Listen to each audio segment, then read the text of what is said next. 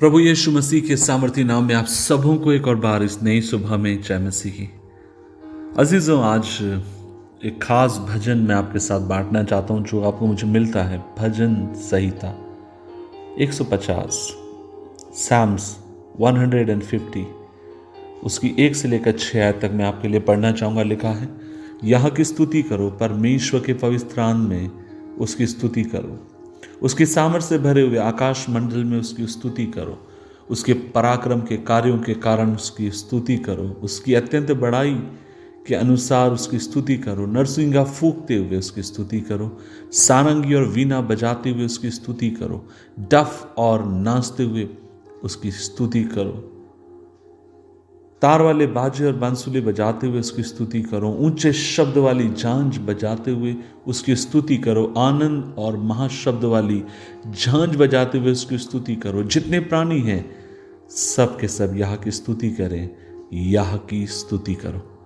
अजीजों, परमेश्वर का वचन आपसे मुझसे बार बार आपको मुझे प्रेरित करता है, और वो ये है कि आपको मुझे अपने प्रभु परमेश्वर की आराधना में अपने जीवन को लगा के रखने की जरूरत है। आपको मुझे पूरे जोश के साथ अपने परमेश्वर की इबादत करने की जरूरत है। लेकिन याद रखिए, जोश में करना तो है, लेकिन कभी भी जोश में आपको मुझे होश खोने की जरूरत नहीं है। इस बात को आप हमेशा याद रखिए कि परमेश्वर ने हमें बाइबल के ऊपर आधारित 4 महत्वपूर्ण सत्य दिए हैं, जिन सत्यों के ऊपर आधारित होकर आपको मुझे परमेश्वर की इबादत करने की जरूरत है। और पहला सत्य यह है परमेश्वर का चरित्र, दूसरा मसीह का नेतृत्व जो आपकी भी मेरी अगुवाई करते हैं, तीसरा अनुग्रह की वाचा से उसने आपको मुझे बांधा है, और चौथा चर्च का जो बिब्लिकल दृष्टिकोण है, अर्थात जिस तरीके से परमेश्वर के वचन को कलीसिया देखती है। इन सच्चाइयों की चर्चा अजीजों, जब आप पर इन पर मनन करते हैं, इस पर ध्यान देते हैं, और बहुत कुछ चीजें आप और मैं यहां से परमेश्वर के प्रति प्राप्त कर सकते हैं, क्योंकि परमेश्वर का वचन कहता है कि परमेश्वर आत्मा है और सच्चाई से उसकी आराधना आपको मुझे करनी है। परमेश्वर को उसके वचन से अगर आप और मैं उसको समझना चाहते हैं बेहतर तरीके से, तो उसके वचन को आपको मुझे समझने की जरूरत है। और जब आप और मैं उसके वचन को समझते हैं, उसके स्वभाव को भी आप और मैं जानने पाएंगे। अजीजों, जैसे मैंने कहा कि हमें 4 मूलभूत बाइबल के सत्यों पर आधारित होने की जरूरत है, और पहला सत्य यह है परमेश्वर का चरित्र।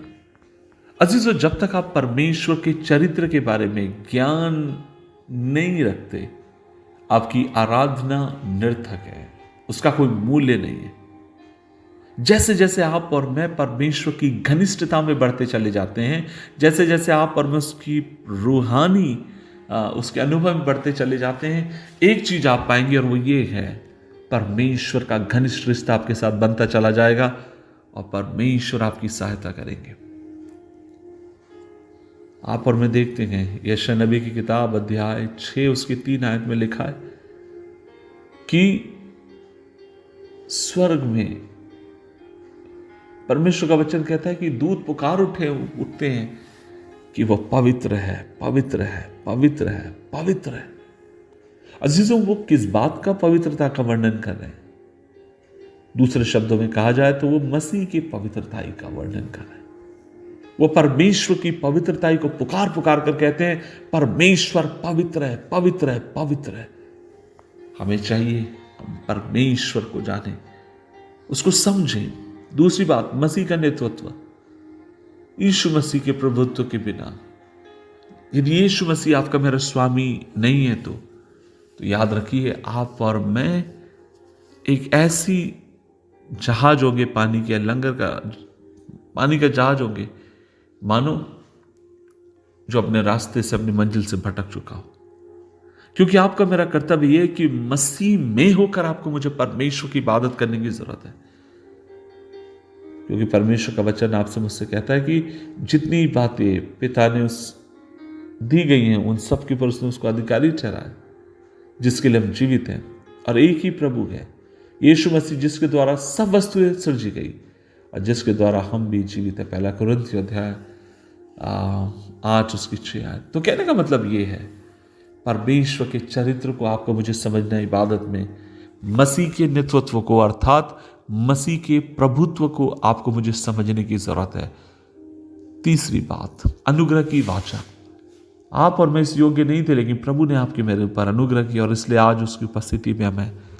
और आखिरी बात, जब कभी आप प्रभु की इबादत करें, समझिए कि बाइबल क्या कहती है, किस तरीके से परमेश्वर का वचन मुझे उसकी आराधना के लिए प्रेरित करता है।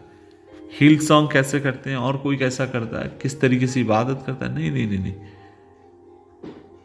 मुझे परमेश्वर की उपस्थिति में आने की जरूरत है, मुझे परमेश्वर के सानिध्य में आने की जरूरत है। और मुझे मेरी जो वर्शिप हो, बिब्लिकल एक वर्शिप हो, वचन के ऊपर आधारित होने वाली एक आराधना।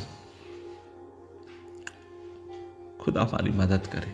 दुआ करें, प्रभु जी इस वचन के लिए धन्यवाद, और हम दुआ करते हैं कि हमें अनुग्रह दे कि हम तेरे निकट आए, सहायता कर।